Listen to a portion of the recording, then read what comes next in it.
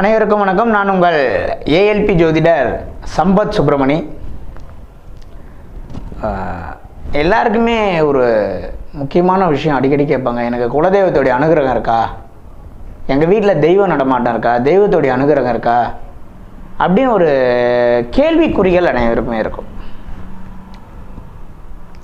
நிச்சயமாக இது எல்லாருமே முக்கியமாக தெரிஞ்சிக்கக்கூடிய ஒரு விஷயம். முதலில் தெய்வம் வீட்டுக்கு வரக்கூடிய வழி எதுன்னு தெரிஞ்சுக்கணும். தெய்வம் இருக்கான்றதை தாண்டி தெய்வம் என்ட்ராவதுக்குன்னு ஒரு வழி இருக்கு, தெய்வம் என்ட்ராகி அமரத்துக்குன்னு ஒரு பிளேஸ் இருக்கு வீட்டில். அது எது அப்படின்னு நீங்க தெரிஞ்சுக்கணும். தெய்வம் வரக்கூடிய வழி ஒன்றாக இருக்கும், ஒரு வீட்டில் பூஜை அறை இன்னொரு இடத்துல இருக்கும். இது தவறு. எல்லாரும் செய்கின்ற மிகப்பெரிய தவறு என்ன என்றால், ஒரு வீட்டில் பூஜை அறை கரெக்டாக அமைஞ்சா என்ன பலன் அப்படின்னு நீங்க தெரிஞ்சுக்கணும். ஒரு வீட்டில் வடகிழக்கு மூலையில் முதல்ல பூஜை ரூம் அமையக்கூடாது, கூடவே கூடாது. 100% தவறு. இதில் ஒரு சாரர் என்ன சொல்லுவாங்க அப்படின்னு கேட்டீங்கன்னா, வடகிழக்கு என்பது ஈசானிய பகுதி, அங்கே பூஜை ரூம் அமைப்பது சிறப்புன்னு சொல்றாங்க. தவறு. 100% தவறு. இன்னும் சில பேர் பூஜை ரூம் அமையலாம், சின்னதாக அமைத்துக் கொள்ளலாம், வைட் இல்லாத அமைத்துக் கொள்ளலாம் சொல்றாங்க. அதுவும் தவறு. ஒருவேளை நீங்கள் ஒரு வீட்டில் வடகிழக்கில் பூஜை ரூமை அமைத்து விட்டால் அந்த வீட்டில் தெய்வத்தோடைய அனுகிரகம் இருக்காது.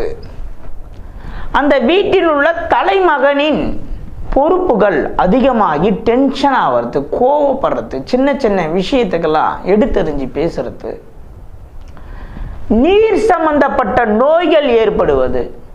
இந்த வடகிழக்கு மூலையில் பூஜை ரூம் இருந்ததுன்னா இந்த கிட்னி ரிலேட்டடாக ஃபால்ட் வருது, தலையில் சைனீஸ் ப்ராப்ளம் வருது, இது எல்லாமே நடக்கும்.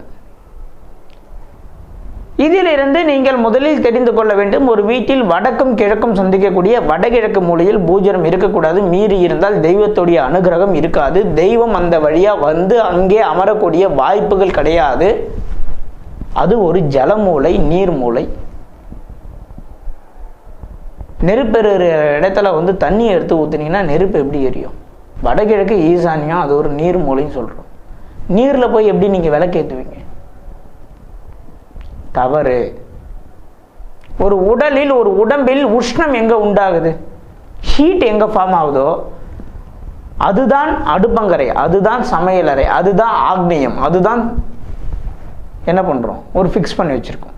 அப்போ பூஜை ரூம் என்ன பண்ணணும்? ஒன்று காற்று, அதாவது ஒரு தீபம் எரிய வேண்டும் என்றால் காற்று வேணும். காற்று இல்லாமல் ஃபுல்லாக தம் பண்ணிட்டீங்கன்னா தீபம் எரியாது, அணைஞ்சிரும். இல்லைனா ஹீட்டை உருவாக்கக்கூடிய இடம் எது கேட்டிங்கன்னா தென்கிழக்கு. அதாவது ஒரு வீட்டில் இறைவன் வந்து அமரக்கூடிய இரண்டே இடம், ஒன்று தென்கிழக்கு மூலை, இன்னொன்று வடமேற்கு மூலை. வடமேற்கு அல்லது தென்கிழக்கில் பூஜை ரூம் அமைய பெற்றால் நீங்கள் சுபமான ஒரு வாழ்க்கையை வாழ முடியும். வடமேற்கிலையும் தென்கிழக்கிலையும் பூஜை ரூம் இல்லாமல் நீங்கள் வடகிழக்கிலேயோ அல்லது தென்மேற்கிலேயோ நைரிதி என சொல்லக்கூடிய இடத்திலேயோ பூஜை ரூம் அமைத்து விட்டால் தெய்வத்துடைய அனுகிரகம் இருக்காது. நைரிதி என சொல்லக்கூடிய தென்மேற்கு பகுதியில் பூஜை ரூம் அமைந்த வீட்டில் 2 தார அமைப்புகள் இருக்கும். 2 தாரங்கள் அமைவது நாம் பார்க்க முடியும். அந்த இடத்தில் ஒரு கேன்சர் பேஷண்ட்டை நம்ம பார்க்க முடியும். அந்த இடத்தில் பண இழப்புகளை பார்க்க முடியும். அந்த இடத்தில் ஒரு விதோ அவர்களை பார்க்க முடியும். இவர்கள் எல்லாம் என்ன பண்ணுவாங்கன்னா, நாங்கள் தெய்வத்தை தொடர்ந்து வணங்குறோம், எங்களுக்கு ஏன் இவ்வளோ கஷ்டம், எங்களுக்கு ஏன் இவ்வளோ பிரச்சனை அப்படின்னு யோசிப்பீங்க. ஆனால் அந்த இடத்தில் தெய்வமே இல்லை என்பதை தான் நம்ம இங்கே சொல்கிறோம். இன்னும் சிலர் தென்மேற்கு கொங்கு பெல்ட்டில் போனால் அது பழனி மூலை, அங்கே வந்து சாமி இருக்கலாம்னு சொல்லுவாங்க. தென்மேற்கு என்பது நைரிதி. நைரிதி மூலையில் பூஜை அறை அமைப்பா ஒரு பண இழப்பு ஏற்படும், கணவன் மனைவிக்குள்ள பிரிவினைகள் ஏற்படும். இதை நீங்கள் தெளிவாக புரிந்து கொள்ள வேண்டும். அப்போ ஒரு வீட்டில் முதலில் தெய்வத்துடைய அனுகிரகம் இருக்கிறதா இல்லையா என்ற சந்தேகத்துக்கு முன்னே முதல்ல நீங்க பூஜை ரூம் எங்க வச்சிருக்கீங்கன்னு தான் பார்ப்போம். பூஜை ரூம் பர்ஃபெக்டா வடமேற்கு மூலையில் இருக்கக்கூடிய வடமேற்கில் அமைஞ்ச மிக சிறப்பு. இல்லை வடமேற்கில் இருக்கக்கூடிய மேற்கு மத்தியமத்தில் அமைஞ்சாலும் மிக சிறப்பு. வடமேற்கு என்பது ஒரு தெய்வத்தை நீங்கள் நினைத்து தியானம் செய்தாலோ, தவம் செய்தாலோ, பக்தி செய்தாலோ, பூஜை செய்தாலோ இம்மிடியட்டாக அந்த தெய்வம் வந்து அந்த இடத்துல நின்று உங்களுக்கு காட்சி கொடுத்துட்டு வெளியே போகக்கூடிய ஒரு மூலை. தென்கிழக்கு மூலையிலே நீங்கள் ஒரு பூஜை ரூம் அமைத்து நீங்கள் வழிபட்டால் பணம் பெருகும், பிஸ்னஸ் பல மடங்கு உயரும். இதில் சில பெண்களுக்கு ஒரு சந்தேகம் வரும், சார் நாங்கள் நான்வெஜ் சமைக்கிறோம், சில நாட்கள் பூஜை ரூமுக்கு போக முடியாத சுச்சுவேஷன்லாம் ஏற்படும், அப்போ கிச்சனாக இருந்தால் நாங்கள் டெய்லி போகிறோமேனா நீங்கள் ஒரு ஸ்க்ரீன் போட்டுக்கலாம், நீங்கள் ஒரு டோர் போட்டுக்கலாம். ஆனால் நீங்கள் நான்வெஜ் செய்தாலும் நான்வெஜ் செய்யவில்லை என்றாலும் அதெல்லாம் செகண்டரி, அதெல்லாம் இரண்டாவது பட்சம்தான். ஆனால் அமையக்கூடிய இடம்தான் முக்கியம். அந்த தென்கிழக்கு மூலையில் அமைந்த ஒவ்வொரு பூஜை ரூமிலும் குடியிருக்கக்கூடிய மக்கள்கள் கோடீஸ்வரர்களாக வாழ்வதை நாம் ஒவ்வொரு வாஸ்து கன்சல்டேஷன்லையும் பார்க்குறோம். வடமேற்கில் பூஜை ரூம் அமைத்தவர்கள் இன்வெஸ்ட்மெண்ட்டில் ஜெயிப்பதையும் நாம் பார்க்குறோம். வடகிழக்கிலையும் தென்மேற்கிலையும் பூஜை ரூம் அமைத்தவர்கள் தோற்று போவதையும் பார்க்கிறோம். வாஸ்து என்பது ஒரு சயின்ஸ். உடல் வேறு வீடு வேறு அல்ல, உடலும் வீடும் ஒன்றுதான் என்பதை மறுபடியும் நான் ஒவ்வொரு காணொலியிலும் சொல்லிக் கொண்டிருக்கிறேன். ஒரு மனிதனுடைய உடல் தான் வாஸ்து. கண்ணு, மூக்கு, காது, தொண்டை, உடல், நுரையீரல், கிட்னி, முதுகுத்தண்டு, இது எல்லாம் தான் நம்மளுக்கு வாஸ்து. இது வெறும் செங்கல் மற்றும் மணலால் கட்டப்பட்ட ஒரு கட்டிடம் அல்ல, அதுக்கு உயிர் உள்ளது. அதனால தான் வாஸ்து கரெக்ஷன் செஞ்சு நிறைய பேர் ஜெயிக்கிறாங்க. அதனால தான் வாஸ்து பார்த்து சில பேர் ஜெயிக்கிறாங்க. ஒவ்வொரு கோடீஸ்வரர்கள் வீட்டிலும் பூஜை ரூம் மிக பர்ஃபெக்டாக அமைஞ்சு அவங்கள வாழ்க்கையை அடுத்த கட்டத்துக்கு கொண்டு போகுது. ஆனால் இங்கு நாம் தென்மேற்கு மூலையிலே பூஜை ரூம் வைத்தும் வடகிழக்கு மூலையிலே பூஜை ரூம் வைத்தும் இறைவனுடைய அனுகிரகத்தை முழுமையாக பெறாமல் நீங்கள் குலதெய்வத்தை வழிபட்டாலும், நீங்கள் இஷ்ட தெய்வத்தை வழிபட்டாலும், நீங்கள் ஒரு உபாசனை தெய்வத்தை வழிபட்டாலும், நீங்கள் அருள்வாக்கு சொல்லினாலும், இந்த வடகிழக்கும் தென்மேற்கிலும் இருக்கக்கூடிய பூஜை ரூம் உங்களுடைய பொருளாதாரத்தை முற்றிலும் சேதாரம் செய்து, உங்களுடைய குடும்ப வாழ்க்கையும் சேதாரம் செய்து, உங்களை மன உளைச்சலுக்கு ஆளாக்கி ஒரு காலகட்டத்தில் தெய்வ நம்பிக்கையை குறைத்து நாத்திகமாக மாற்றிவிடும். இதை தான் நம்ம இந்த இடத்துல ரொம்ப முக்கியமாக பார்க்கணும். அப்போது பூஜை ரூம் சில பேர் சொல்லுவாங்க வடமேற்கில் வரக்கூடாது அப்படின்னு.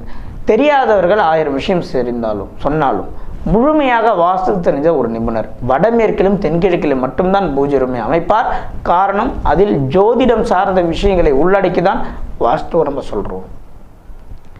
குரு உச்சமாக இடம், சுக்கிரன் உச்சமாக இடம், இந்த மாதிரி இடத்துல தான் நம்ம பூஜை ரூம் அமைக்கணும்.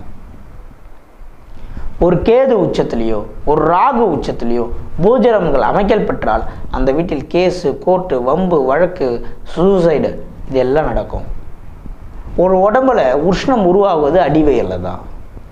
அதனால தான் கிச்சனை தூக்கியுமே அடிவயரில் வச்சுருக்கோம். தென்கிழக்குன்னு சொல்லுவோம் அந்த மூலையை. ஒரு உடம்பை 12ஆக பிரிக்கும் பொழுது உங்களுடைய வயிறு பகுதி தான் கிச்சன். ஏன் அந்த இடத்துல தான் ஹீட் ஃபார்ம் ஆகும். அந்த இடத்துல தான் நீங்கள் நெருப்ப வைக்கணும். ஒரு உடலில் தலையை வெட்டும் பொழுது தலையில் இருக்கக்கூடிய அனைத்துமே வடகிழக்கில் இருக்கும். இதெல்லாம் சயின்ஸ். இதை பேச போனால் ரொம்ப இன்ட்ரெஸ்டிங்காக இருக்கும்.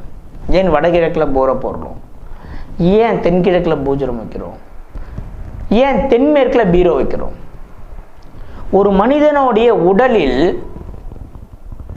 வலுவை தூக்கக்கூடிய பகுதி எதுனா முதுகு தான். ஒரு மூட்டையை தூக்கும்போது முதுகில் தூக்கி பாருங்கள், தலையில் தூக்கி பாருங்கள். தலையில் தூக்குறது ராங் மெத்தடு. முதுகில் தூக்கணும். ஏன்? முதுகு தண்டு தான் வயிற்றை தாங்கக்கூடிய பகுதி.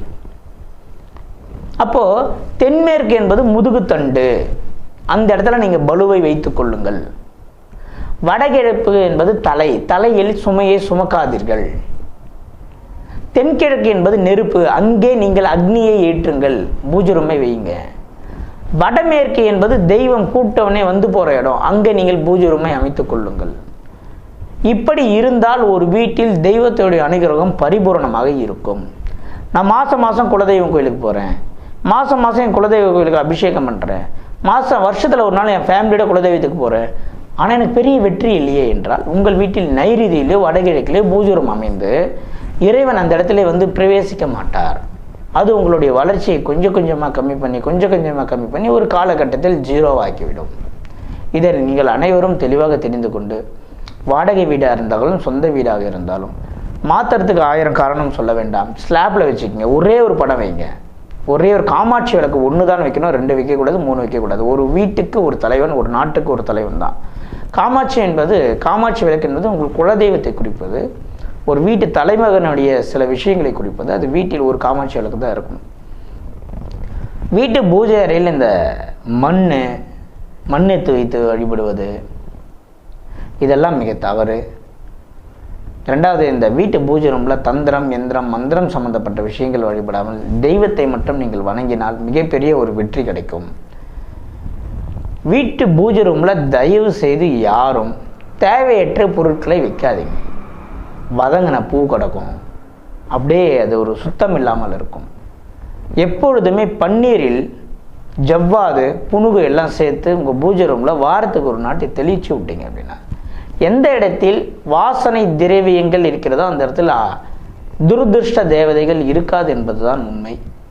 அதனால் அனைவரும் உங்கள் வீட்டில் பூஜைரமை சரியாக அமைத்து, இறைவன் வர வழியில் நீங்கள் பூஜைரமை வைத்து, இறைவன் பிரவேசிக்கக்கூடிய, இருக்கக்கூடிய, வசிக்கக்கூடிய இடத்தில் நீங்கள் பூஜைரமை அமைத்து இறைவனை தக்க வைத்து உங்களுடைய வாழ்க்கையில் நீங்கள் அடுத்த கட்டத்துக்கு போகணும். ஏன்னா ரொம்ப ரொம்ப முக்கியமான விஷயம். பிரம்மஸ்தானத்தில் பூஜைரம் வச்ச வீட்டில் நிறைய பார்த்துருக்கேன், மிகப்பெரிய தவறு அதெல்லாம். ஸோ அதனால் ஒரு வீட்டில் நீங்கள் யாகம் பண்ணுறீங்க, கிரகப்பிரவேசம் பண்ணுறீங்கன்னா கூட ஒரு வீட்டில் பிரம்மஸ்தானத்தில் நீங்கள் குண்டம் போட்டு யாகம் பண்ணக்கூடாது. அதுவுமே தென்கிழக்கு இல்லை வடமேற்கில் தான் பண்ணணும். ஸோ அதனால் நீங்கள் அனைவரும் பூஜைரமை சரியாக அமைத்து உங்கள் வாழ்க்கையில் பெரிய வெற்றி அடையணும். வடமேற்கில் இருக்கக்கூடிய வடமேற்கு இல்லை தென்கிழக்கில் இருக்கக்கூடிய வடமேற்கில் பூஜைரம் அமைக்கலாம். இல்லைனா அந்த அளவுக்கு அக்யூரேட் அமைக்க முடியலன்னா தென்கிழக்கில் பூஜைரமும் வடமேற்கில் பூஜைரமும் அமைக்கலாம்.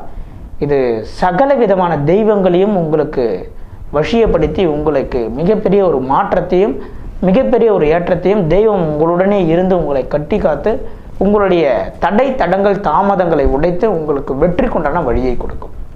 மீண்டும் இது போன்ற ஒரு காணொளியில் உங்களை சந்திக்கிறேன். அதுவரை உங்களிடம் நன்றி, வணக்கம்.